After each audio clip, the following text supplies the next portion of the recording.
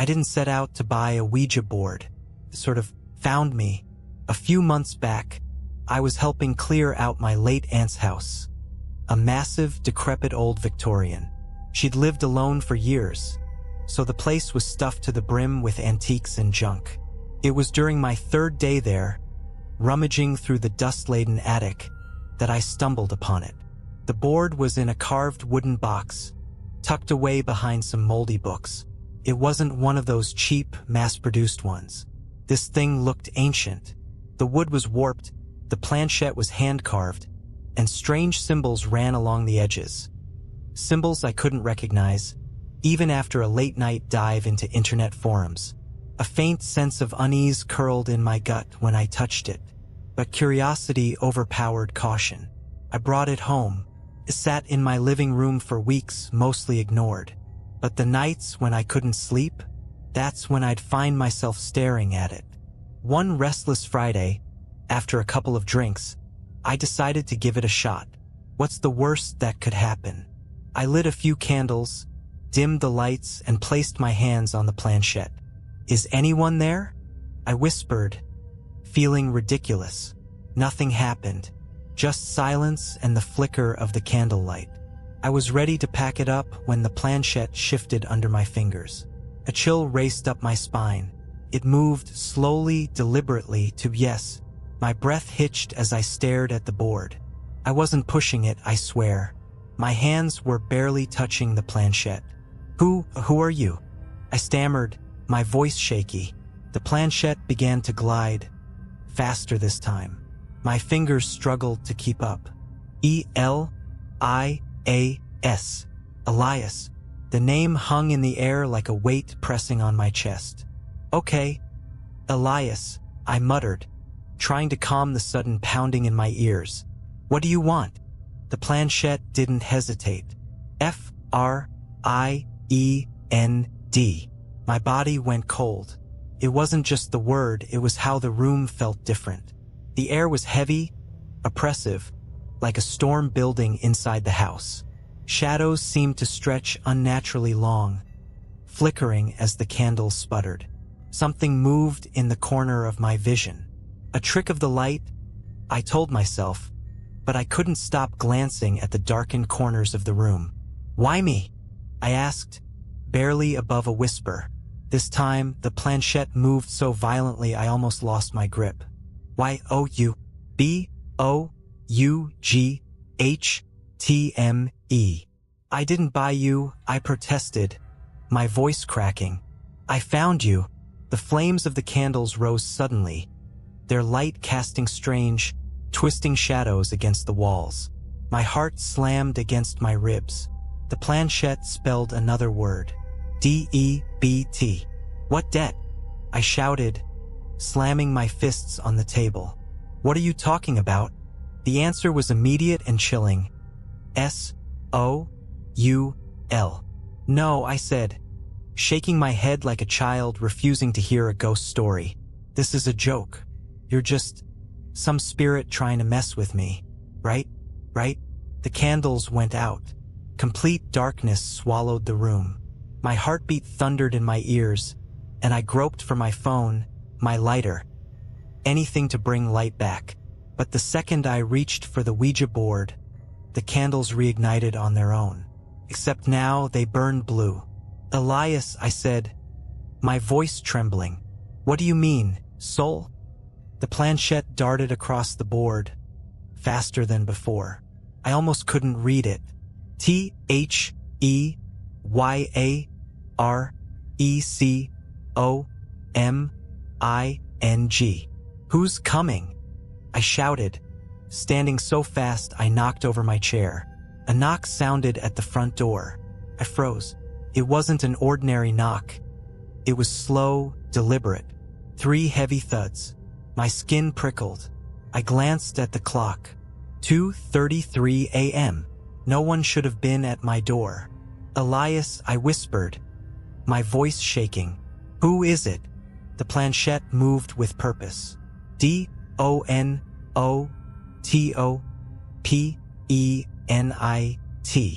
I was rooted in place, my eyes darting between the board and the door. Another knock, louder this time, made me jump. Then I heard it. A voice. A woman's voice, muffled but clear. "Please, let me in. I need help." I backed away from the door. Something wasn't right. My instincts screamed at me to stay put, to listen to Elias. But the voice sounded so human, so desperate. "Please," the voice cried again.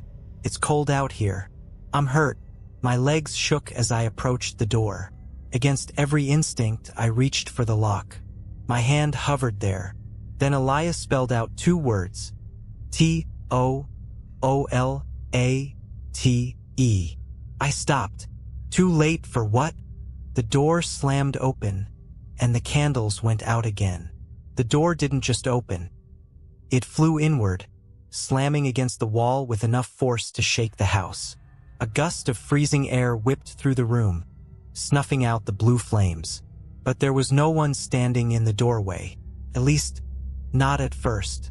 Shadows began to stretch across the threshold, long and clawed, twisting in impossible shapes. The air crackled, thick with a static charge that raised every hair on my body. My lungs felt heavy, like I was trying to breathe underwater. Then I saw her. She stepped into the room, but something was wrong, deeply wrong. Her body didn't move like a person's. It was jerky, like a broken marionette being forced to perform. Her head was cocked at an unnatural angle, and her eyes were black pits, glistening like oil. "Help me," she croaked, her voice a rasp that no longer sounded human. "Please." I couldn't speak, couldn't move. My legs felt welded to the floor. The woman thing took another step closer, her bare feet leaving behind wet, inky footprints that sizzled against the wooden floorboards. Behind me, the Ouija board started vibrating. The planchette skittered across the board on its own, spelling out a frantic message. G-E-T-O-U-T. The creature's head snapped toward the board, and a guttural growl erupted from its throat. With horrifying speed, it lunged at the table. Its claws, or what used to be hands, ripped through the air, scattering the board and planchette across the room. The symbols on the edges of the board began to glow faintly, like they were fighting back. "Elias!" I screamed, backing into a corner. "What do I do?" The planchette, lying on its side near the overturned table, twitched and spelled out a single word. "Are you in?" The woman, or whatever she was, snapped her gaze back to me. Her jaw unhinged, stretching impossibly wide, revealing rows of needle-sharp teeth. Her scream was deafening, a sound that rattled my bones and pierced straight into my skull. I bolted. I sprinted toward the back door, my socks slipping on the hardwood as I fumbled for the latch. Behind me, I could hear her, it following, not running, dragging, that awful, wet scraping sound, like nails on a chalkboard, but heavier, more deliberate. "Please," she called again, her voice twisting, shifting from the woman's earlier cry to something deep, guttural, and filled with malice. "Don't leave me. Don't you want to help?" I wrenched the door open and stumbled into the backyard. The freezing night air bit at my skin, but I didn't care. I just needed distance, space, anything to get away from that thing. The yard stretched into a dense patch of woods, and without thinking, I ran toward the tree line. The ground was uneven, roots and rocks threatening to trip me with every step. Behind me, the sound of dragging grew louder. She wasn't just following, she was gaining. I made it into the trees, but the darkness was suffocating. My phone was still in the house, the candles and lights far behind me. The only illumination came from the faint glow of the moon filtering through the branches. "Run all you want," her voice hissed, slithering through the shadows. It seemed to come from everywhere at once. "It won't matter. You're mine." A cold, slimy hand shot out from the darkness and grazed my shoulder. I screamed, stumbling forward and crashing into the underbrush. I twisted to look behind me. She was there, crouched low like an animal. Her limbs bent in ways they shouldn't, her head cocked to one side as though she was studying me. Her black, empty eyes gleamed in the moonlight. The Ouija board's final warning echoed in my head. Run. I scrambled to my feet and kept moving, ignoring the sharp pain in my ankle. The trees seemed to close in around me, their gnarled branches reaching down like skeletal fingers. The sound of dragging was joined by another noise now, a wet, guttural laugh that turned my stomach. And then I saw it. A light. It was faint, barely visible through the trees, but it was enough. I forced my legs to keep moving, my breath coming in ragged gasps. The light grew brighter as I drew closer, and for a moment, hope flared in my chest, until I saw what it was. The Ouija board. It was lying in the dirt, the symbols along its edges glowing faintly. The planchette was there too, upright and still. How? I'd left it behind. No, I whispered, backing away. This isn't real. This can't be real. The woman appeared again, stepping into the circle of light cast by the board. Her grin stretched impossibly wide, and she raised a hand to point at the board. Your turn, she said, her voice dripping with venom. The planchette began to move on its own. No, I whispered again, shaking my head as the planchette skittered across the glowing board. I'm not doing this. The woman, or whatever she was, didn't reply. She simply stood there, her limbs bent grotesquely, her empty eyes locked on me. The planchette moved faster, spelling out words that I could barely bring myself to read. P-L-A-Y. I stumbled backward, desperate to put more distance between me and the board. My back hit the rough bark of a tree, and for a moment, I felt trapped, pinned between the thing in front of me and the suffocating dark woods behind me. No, I shouted, finding a flicker of defiance. You don't control me. The planchette stopped abruptly, and for a moment, there was silence. Then her head snapped toward me, her grin twisting into something far worse, a sneer filled with razor-sharp malice. You brought me here, she hissed, her voice layering itself over Elias's name like a broken radio. You opened the door. I didn't know. I started, but she cut me off with an ear-splitting scream that made my knees buckle. The ground around the Ouija board cracked, glowing with an unnatural light. Roots twisted up from the earth, coiling around the board as though trying to pull it back into the ground.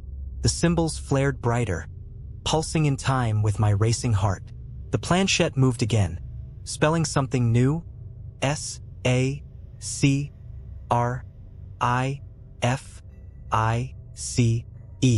My throat went dry. What do you mean? She took a step closer, her jerking movements more unnatural than ever. Her voice was cold now, devoid of the fake pleading from earlier. A debt was owed, a soul was promised. If not yours, then whose? Her clawed hand extended, pointing into the darkness behind me. My heart sank as I heard it, the faint sound of footsteps, slow, hesitant, familiar. Elias, I shouted, spinning around. Elias, help me. But it wasn't Elias. It was my neighbor, a sweet old man who lived 2 doors down. He must have seen my door left open, the candles burning, and come to check on me. He looked confused, holding a flashlight that barely cut through the thick shadows. What's going on out here? He called, his voice shaky. Are you all right? No, I screamed, waving him away. Stay back. But it was too late. The woman, or whatever monstrous thing she truly was, turned her attention to him. Her grin widened, and she darted forward with terrifying speed, her limbs twisting unnaturally as she leapt. No! I screamed, lunging after her, but I was too slow. She was on him in an instant. His flashlight fell to the ground, casting chaotic beams of light as he let out a strangled cry. The roots around the Ouija board surged upward, wrapping around him, pulling him toward the glowing surface. I froze, helpless, as the board's symbols flared one last time. The light intensified, blinding me for a moment. When it faded, the board was gone. The roots had vanished. So had she, and so had he. I stood there in the eerie silence, my knees buckling as the reality of what just happened hit me like a freight train. The woods were still, The air was cold. The only evidence that anything had occurred was the overturned flashlight lying in the dirt. Then, from somewhere deep in the woods, I heard a familiar voice. "Your turn." The voice froze me where I stood. It echoed through the trees, soft at first, then louder, like it was coming from every direction at once. "Your turn." "No," I croaked, backing away from the sound. My breath fogged the freezing air as I tried to steady my shaking hands. "I'm done." I didn't agree to this, but the woods weren't listening. The flashlight at my feet flickered once, twice, then went out completely, plunging me into pitch black. I spun around, desperate to orient myself, but the trees all looked the same, shadowy, menacing. And then I saw it, a faint glow in the distance. I didn't want to go toward it. Every instinct screamed at me to run the other way, but I was lost, trapped, and somehow I knew I couldn't leave until I faced it. My legs moved on their own, crunching through the underbrush, step by reluctant step. The glow grew brighter as I approached, and soon I could make out its source. It was the Ouija board. The damn thing had reappeared, lying in a clearing surrounded by a perfect circle of dead, blackened grass. The symbols on its edges pulsed like a heartbeat, and the planchette sat in the center, waiting. I didn't want to touch it, but as I stood there, staring, something shifted behind me. A sound low, guttural, and far too close. I turned slowly, every muscle in my body screaming in protest. She was back. Her twisted form emerged from the shadows, her limbs stretched impossibly long, her head tilting from side to side as she crept toward me. Her grin was wider now, impossibly wide, her jagged teeth glinting in the faint light of the board. "You can't leave," she hissed, her voice a chorus of overlapping tones. "Not until you finish the game." I shook my head violently. "I didn't start this game. I don't want to play anymore." Her laughter was a terrible, wet sound that rattled through the clearing. "It's not about what you want. The board wants what it's owed." The planchette slid across the board, spelling another word. CHOOSE. "What do you mean, choose?" I shouted, tears streaming down my face. "Choose what?" She pointed at the board, then at me, her clawed fingers slicing through the air like a knife. Her voice dropped to a whisper, icy and venomous. "Choose whose soul pays the debt." "No," I whispered, shaking my head. "I can't." The planchette moved again, faster this time, spelling out a chilling message: PAYORTHEYALLDIE.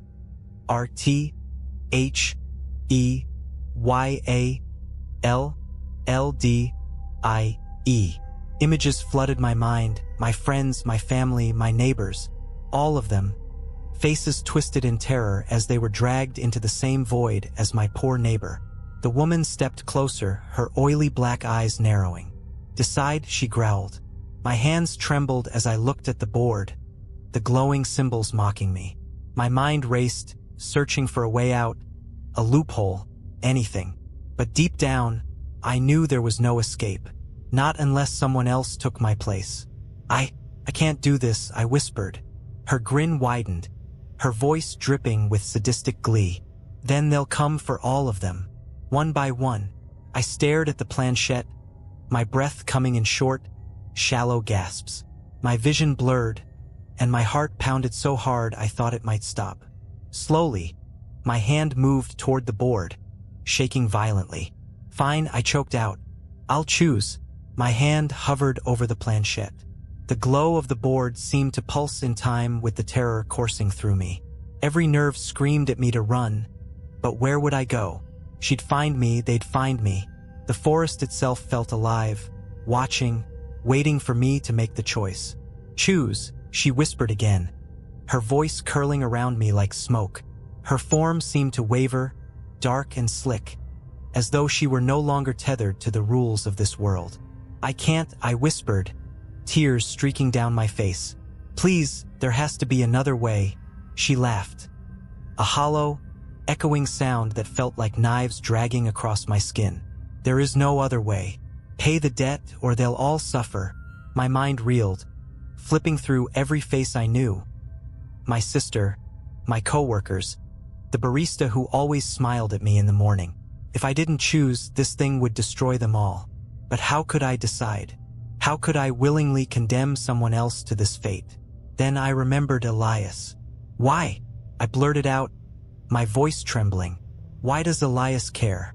Why did he save me? The creature froze, its grin faltering for the first time. He didn't save you, she spat, her voice dripping with venom. He tricked you. My stomach turned. What do you mean? She moved closer, her oily black eyes boring into mine. Elias isn't your savior. He's your predecessor. He played the board just like you. And when it came time to pay, he chose you. My blood ran cold. No, that's not possible. The board pulsed brighter, and the planchette spelled out another message. ILWAYSACIRCLE.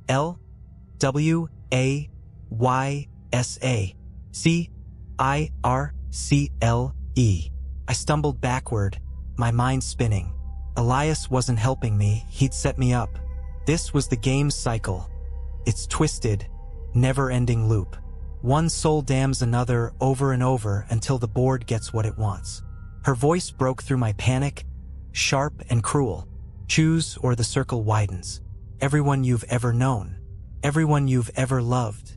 I had to do something, anything. My gaze darted to the board, then back to her.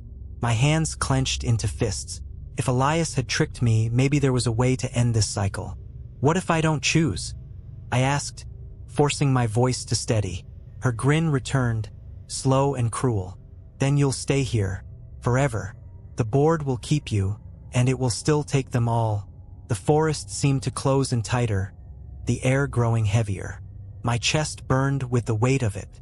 My heart screamed for me to pick someone, anyone, and save myself. But deep down, I knew what I had to do. I'll choose, I said quietly, stepping closer to the board. Her grin widened, triumphant. The planchette began to move, waiting for my answer. But instead of pointing to a name or offering up a soul, I grabbed the board. With every ounce of strength I had, I hurled it into the glowing abyss beneath the blackened grass. The creature screamed, a sound so loud and unnatural it felt like it would split my skull. The glowing circle erupted in a blinding flash of light, and the forest around me shook violently. I fell to the ground, covering my ears as the sound and light consumed everything. Then silence. When I opened my eyes, the clearing was gone. The Ouija board, the glowing symbols, the woman, all of it had vanished. I was lying in my own backyard, the faint glow of the early dawn stretching across the horizon. I sat up slowly, my body aching, my mind reeling. For a moment, I thought I was safe, but then I saw it. A faint burn mark on the grass, the shape of the Ouija board etched into the earth. And in the distance, carried on the morning wind, I heard a familiar voice. Your turn. The world around me felt muted in the light of dawn. Birds chirped, the air was crisp, and yet that faint, sing-song voice echoed in the back of my mind. Your turn. I stumbled inside, my legs like jelly, and slammed the door behind me. The house felt wrong, too quiet, too still. My chest heaved as I scanned the room, expecting to see her, or the board, or some remnant of the nightmare I had just survived. But there was nothing, just my overturned chair, the melted candle stubs, and the faint scorch mark on the floor where the board had been. For hours, I sat in silence, unable to shake the feeling that I was being watched. Every creak of the house, every flicker of shadow sent my heart racing. I wanted to believe it was over, that destroying the board had broken the cycle. But I couldn't ignore the mark in my backyard, or the voice. That night, I barely slept. I kept every light in the house on, clutching a kitchen knife under the covers like it could somehow protect me. When I did drift off, I dreamed of her. Those black, pitiless eyes, that smile, and the board, glowing in the darkness, waiting for me to play. The next few days were a blur.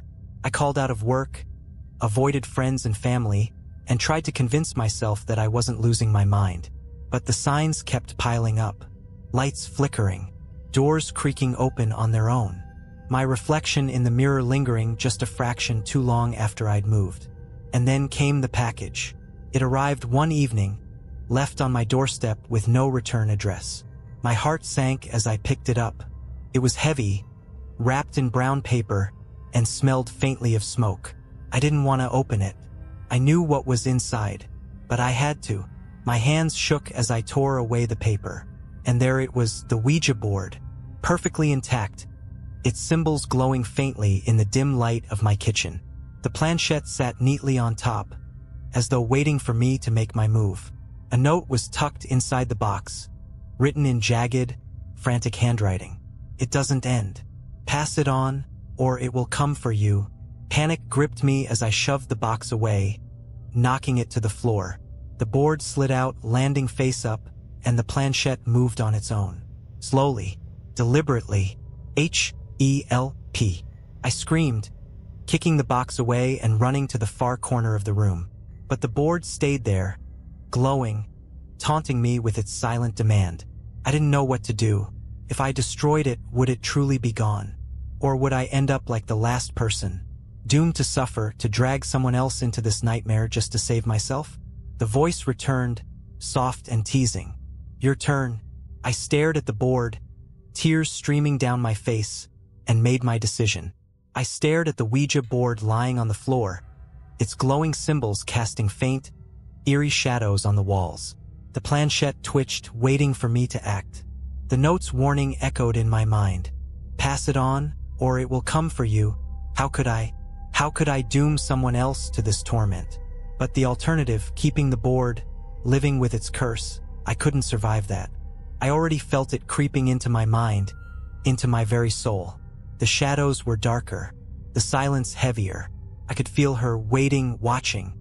Your turn, the voice whispered again, closer this time, almost playful. I knew what I had to do. The decision made me feel sick, hollow, but there was no other way. Hands trembling, I packed the board back into its box and wrapped it in the brown paper. My head swam with guilt as I wrote an address. An old coworker I hadn't spoken to in years. Someone who wouldn't immediately connect the package to me. I convinced myself it wasn't personal. I wasn't picking them because of who they were, just because they were distant, disconnected from my life. The next morning, I dropped the package off at a shipping center.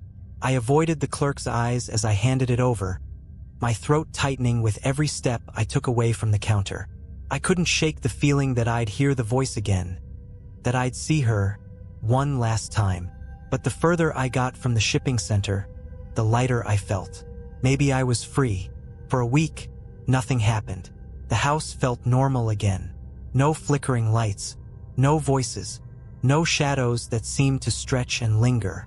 I started to believe I'd done the right thing. The only thing. The nightmares began to fade. My appetite came back. Life resumed its fragile balance. Then, one evening, I got a text. It was from the coworker I'd sent the board to. A photo of the Ouija board, unwrapped, sitting on their kitchen table. The message underneath was short, simple. What the hell is this? Why did you send it to me? I stared at the screen, my stomach twisting into knots. My fingers hovered over the keyboard, unsure of how to respond. I wanted to tell them not to touch it, to get rid of it. But what would that do? They'd just send it to someone else, wouldn't they? The cycle would continue. Before I could reply, a second text came through. Something just moved. Is this a joke? My blood ran cold. I dropped my phone, staring at it like it might come to life. I didn't want to pick it up again. Didn't want to see what they'd say next. But it didn't matter. The lights flickered. The air grew heavy. And then, from somewhere in the house, I heard it. Soft, familiar, terrifying. Your turn. I froze. The voice wasn't in my head this time. It echoed through the house, bouncing off the walls like it belonged here, as if the very foundation of the house was whispering those two words. Your turn. I forced myself to move, grabbing the nearest object, a knife from the kitchen counter, and clutching it like it would somehow help. My phone buzzed again, lighting up the darkness around me. I didn't want to look, but my body betrayed me. The screen showed another text from the coworker. It won't stop. It's moving on its own. Did you curse me or something? Before I could respond, Another text came through, this one accompanied by a video. Shaking hands, I hit play. The video showed the Ouija board. Its symbols glowed faintly, just like they had in my house. The planchette moved on its own, jerking across the surface. My coworker's voice trembled in the background. Is this a prank? This isn't funny. The screen shook violently as the phone fell, clattering onto what I assumed was their floor. The view now showed only the ceiling. There was a distant scraping sound, followed by a guttural laugh that made my stomach churn. Then silence. The video ended. I dropped my phone, bile rising in my throat. I didn't want to know what happened next. I didn't want to think about what I had done. But I couldn't shake the feeling that I wasn't alone. The air shifted, growing colder. The lights flickered again, longer this time. My own shadow stretched across the room, twisting unnaturally until it didn't look like me at all. Your turn, the voice whispered again, louder now. I spun around, searching the room, but nothing was there. Just the faint hum of electricity and my own ragged breathing. And then, out of the corner of my eye, I saw it. The box. It sat on the kitchen table, the brown paper torn, the Ouija board peeking out from inside. The planchette was already on the board, quivering like it was waiting for me to sit down. No, I whispered, backing away. I sent you away. You're gone. You're gone. The voice laughed, a cruel, mocking sound that filled the room. The game isn't over. Never ends. The box slid across the table toward me, the board spilling out onto the surface. The symbols blazed brighter than before, illuminating the room in an unnatural, pulsing glow.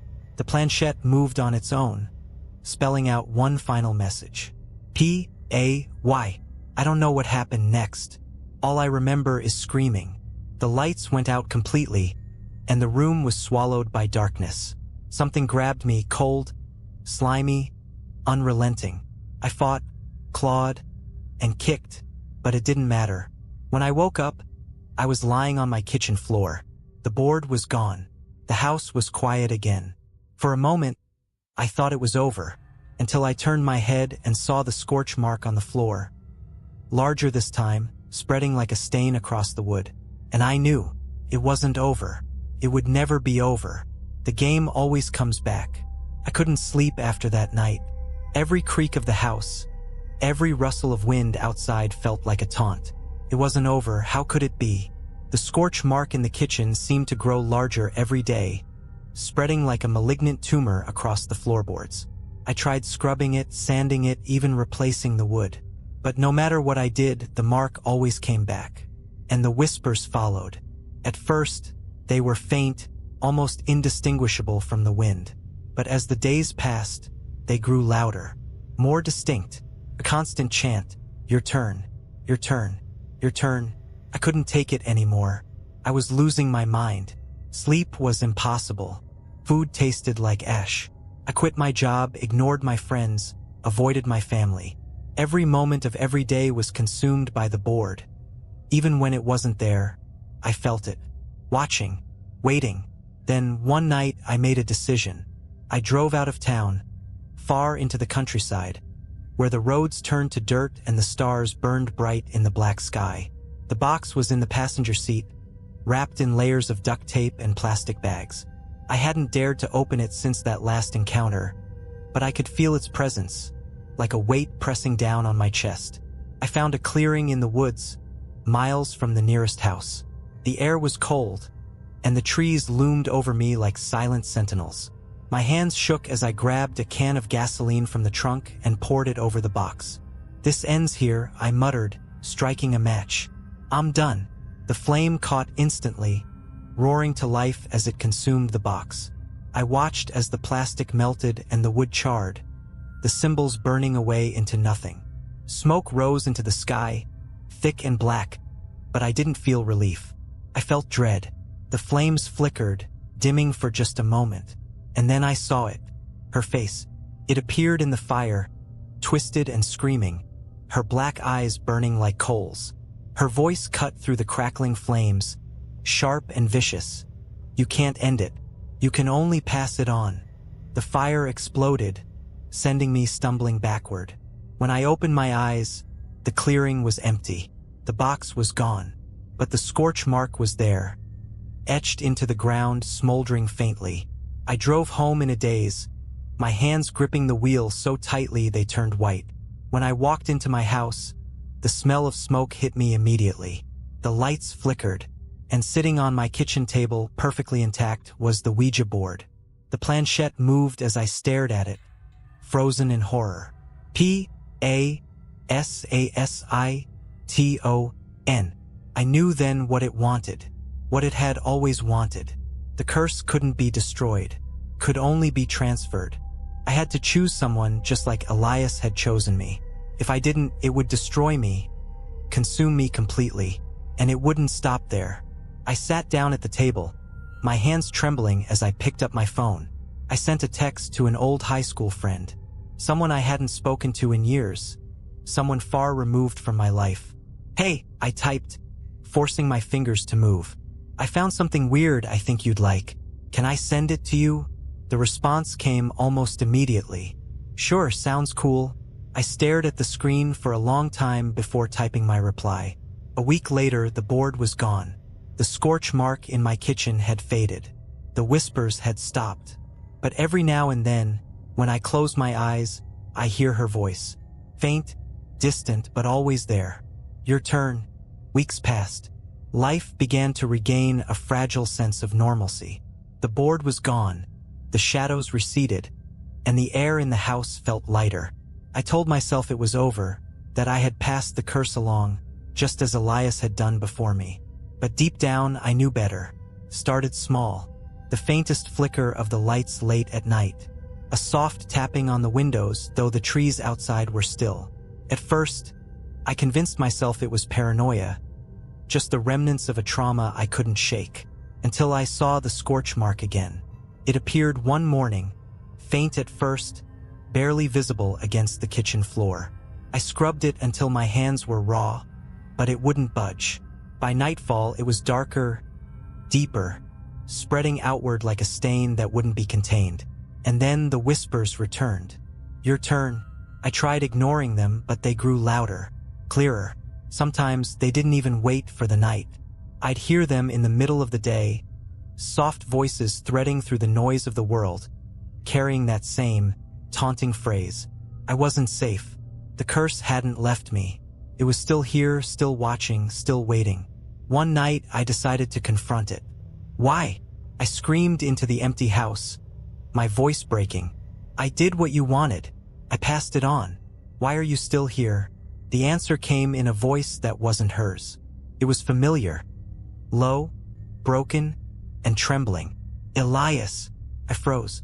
The name echoed through the house, bouncing off the walls like a cruel joke. And then, slowly, I heard footsteps. They were heavy, deliberate, coming from the hallway. I turned, and there he was, Elias, or what was left of him. His body was twisted and gaunt, his face sunken and pale. His eyes were the same black pits I'd seen in her, glistening with a malevolent light. He grinned, his teeth sharp and jagged, his voice a hollow rasp. "You think you're free?" he said, stepping closer. "You think you can just pass it on and walk away?" I backed away, my legs trembling. I followed the rules." He laughed, a dry, rattling sound that sent shivers down my spine. "The rules were never for you. The game doesn't end just because you try to escape. What do you want?" I shouted, tears streaming down my face. "What do you want from me?" His grin widened, his voice dripping with malice. "It's simple. Play again, or join us." The lights flickered, and for a brief moment, I saw them, shapes in the shadows, twisted and wrong. Dozens of them, maybe hundreds, their eyes glowing faintly as they watched from the corners of the room. They were the others, the ones who hadn't passed it on, the ones who had lost. Elias took another step closer, his shadow stretching across the floor. "Your turn." I don't remember what happened after that. I woke up on the kitchen floor, drenched in sweat, the house deathly quiet. The scorch mark was gone. The whispers had stopped. For now. But I know it's not over. The board will come back, just like it always does. And when it does, I'll have a choice to make. Because the game never ends, and it's always your turn. I knew it couldn't go on like this. The shadows, the whispers, the scorch marks. They weren't just lingering echoes of the curse. They were reminders, warnings. The board hadn't forgotten me, and it never would. Not until I made the final decision. I tried to resist.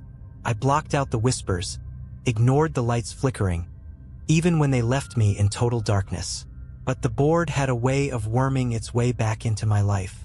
One day, it appeared in the corner of my bedroom, propped against the wall like it had always been there. The planchette sat on its surface,